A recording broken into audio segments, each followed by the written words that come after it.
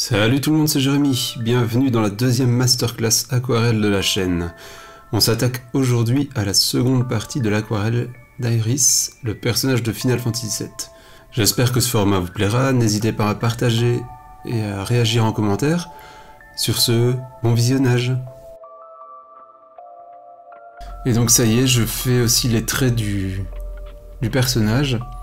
Alors vous voyez, donc, comme je vous avais dit, il n'y a pas d'ancrage.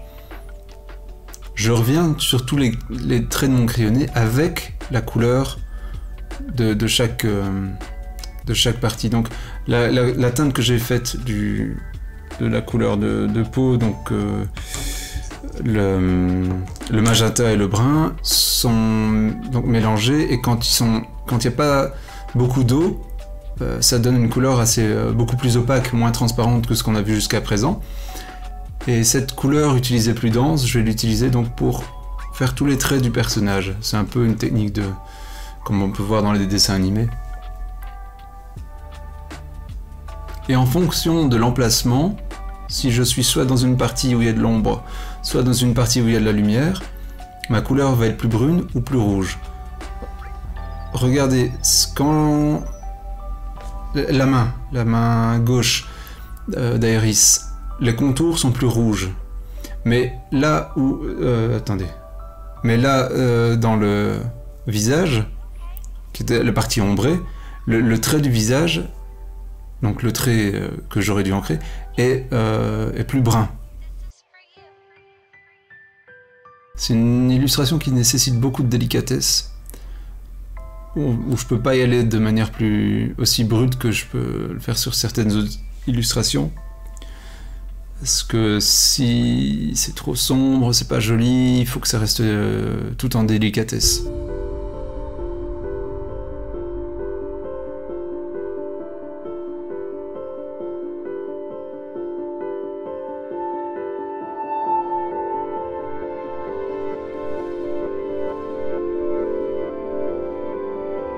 Et en même temps, trop léger, c'est pas assez non plus. Il faut savoir trouver le juste milieu pour avoir la bonne lumière. Alors le vert des yeux, donc c'est le vert de vessie permanent, qui est un vert très saturé.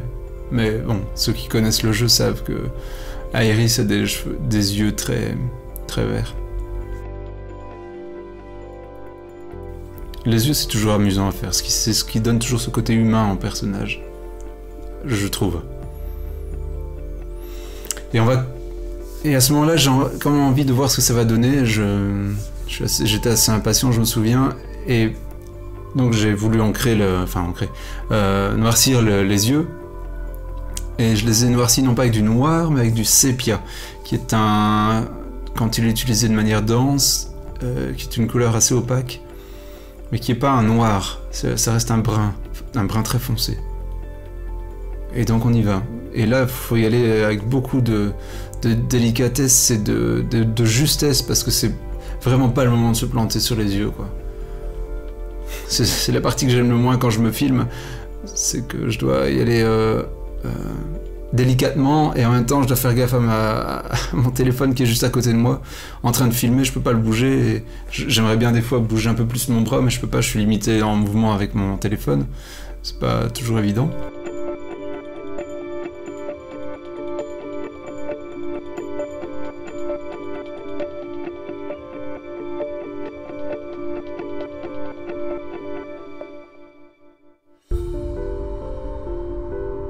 Et donc après avoir utilisé le sépia qui m'a permis de noircir les yeux, tout de suite on voit que ça a gagné en densité dans la forme du visage, et on voit la nécessité d'aller foncer maintenant les parties sombres dans les cheveux, dans son collier, tout ça. Donc là je vais utiliser le brun Van Dyck pur, qui est qui est pas aussi dense qu'un sépia, pas aussi noir, enfin pas aussi sombre, ça reste un brun tel qu'on le connaît, un brun pur. Et donc on va assombrir doucement, délicatement les cheveux, là où ils doivent l'être.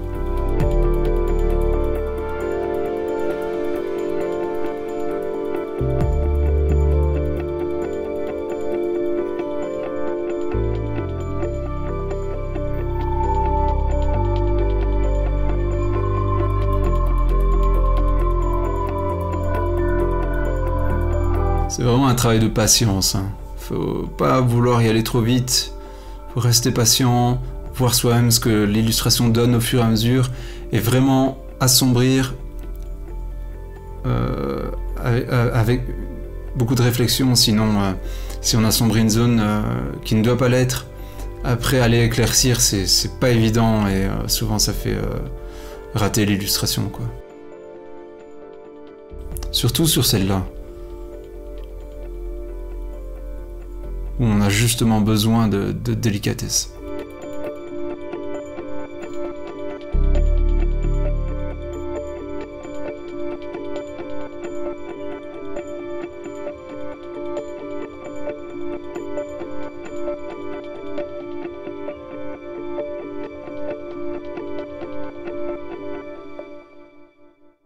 Et donc maintenant j'ancre, soi-disant, les contours du bras du personnage, et là où il faut encore, la main. À vrai dire, je me souviens pas déjà avoir fait ça, je l'ai peut-être déjà fait, mais je me rappelle plus. Ancrer comme ça les contours du personnage avec la couleur même. Je me souviens pas de déjà l'avoir fait, peut-être. Peut-être que oui.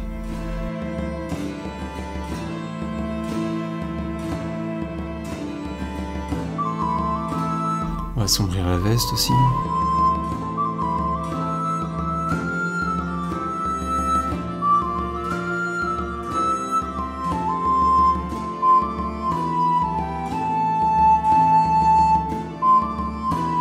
Je me souviens que la veste était pas encore assez dense à mon goût, donc j'avais beau avoir tout mis en couleur, j'ai remis une couche quasiment partout sauf là où c'était clair.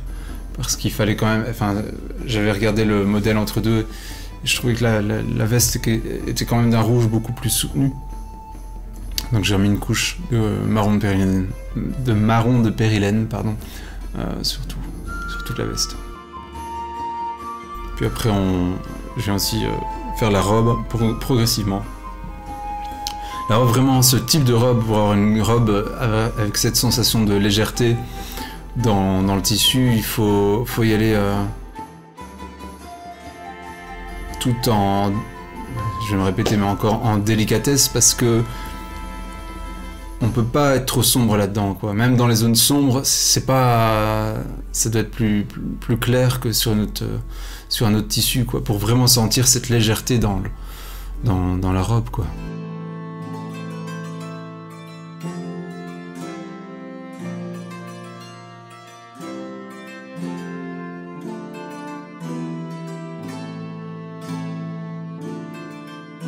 Puis après, bon, on revient toujours sur les parties à assombrir.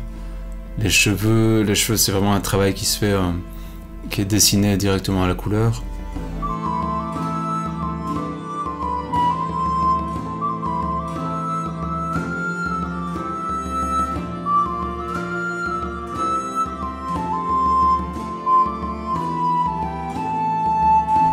Les bracelets d'Iris sont... En fait, j'ai pas utilisé de gris, c'est du sépia, en fait. Et selon là où on se trouve dans le bracelet, c'est soit sépia, soit rose, soit je laisse très clair. Les reflets du bracelet sont roses. Hein.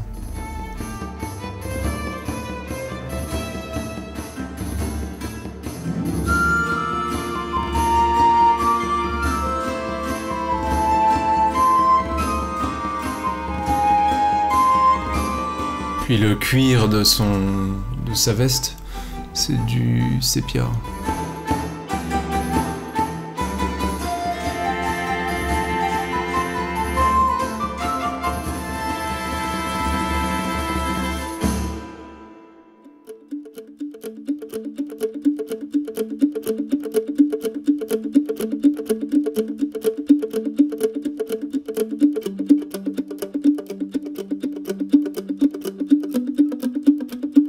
Pour le panier en osier, là, je suis reparti sur du brun Van Dyck, sans doute mélangé à une autre teinte, c'est pas les teintes les plus difficiles à avoir.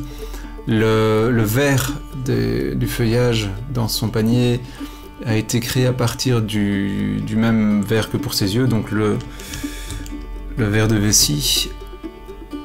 J'aurais pas pu l'utiliser pur, là c'est vraiment une couleur que j'ai dû casser parce que c'était beaucoup trop saturé. Donc j'ai mélangé le verre de vessie avec ça doit être le magenta ou le brun, je crois que n'importe lequel des deux aurait fait l'affaire.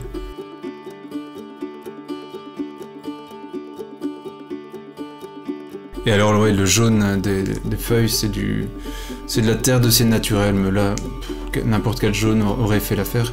Je crois que je l'ai mélangé un peu... Non, j'avais déjà mis une couche de rosé avant sur les feuilles, c'est ça que les feuilles sont automatiquement teintées d'un rose léger avant de les commencer.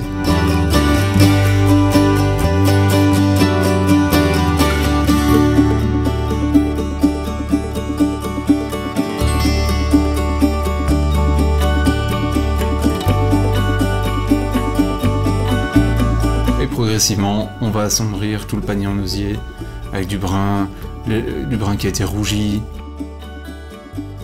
C'est important de garder une cohérence dans les teintes utilisées. Et le panier en osier, ouais, dessiné directement sur la couleur.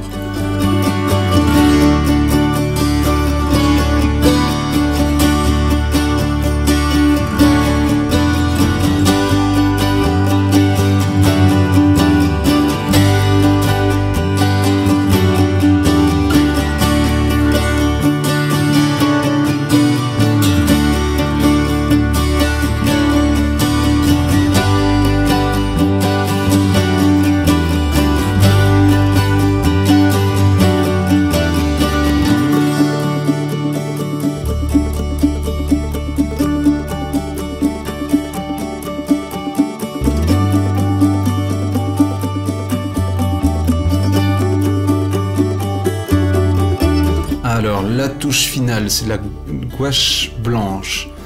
J'utilise de la Talens parce que c'est un blanc qui est plus...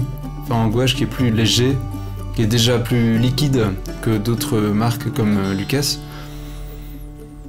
Ça me permet de pouvoir l'appliquer limite pure sur mon illustration. Comme c'est une illustration qui est très lumineuse, je vais quand même en mettre pas mal du blanc. D'abord sur les yeux, je commence par les yeux. Vous verrez apporter cette pointe de blanc dans les yeux et votre personnage paraîtra tout de suite plus humain, plus vivant. Je crois que ça se voit là sur l'image.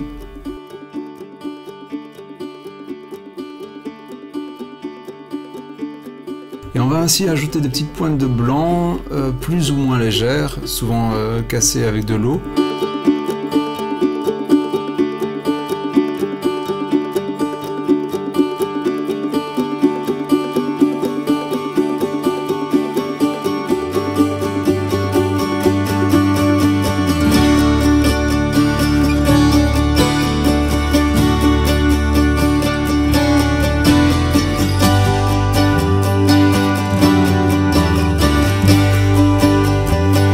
Et ce que je vais faire maintenant, pour apporter cette luminosité ambiante, cette lumière blanche ambiante, c'est que je vais prendre ma gouache blanche, la diluer avec de l'eau, fortement, et repasser sur tous les traits de contour là où vient la lumière.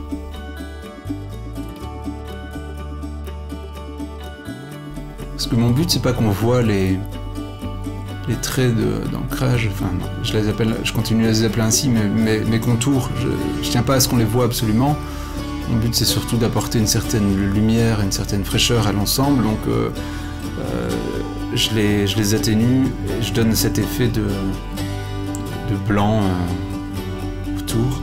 Je reviens ainsi dans les cheveux.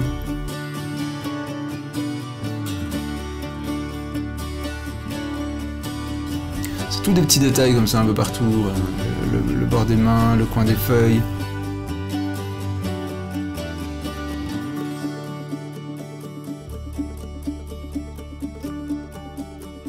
Et il y a le rétroéclairage, donc la lumière qui vient du dos, parce qu'il y a la lumière qui vient de droite et la lumière qui vient de gauche, qui est un peu plus bleutée.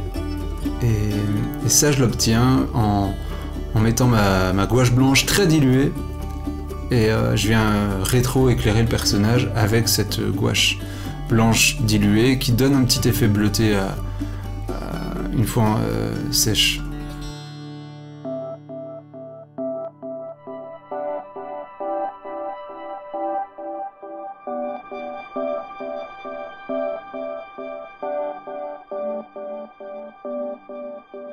Et les petits détails comme ça, comme les petits anneaux métalliques, les petits boutons de sa veste, tout de suite, c'est toutes des petites subtilités, mais qui rendent justement cette délicatesse sur le personnage.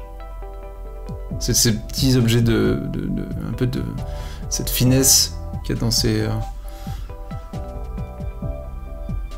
cheveux, dans les petits boutons de sa veste, qui fait que voilà, on a la petite délicatesse du personnage.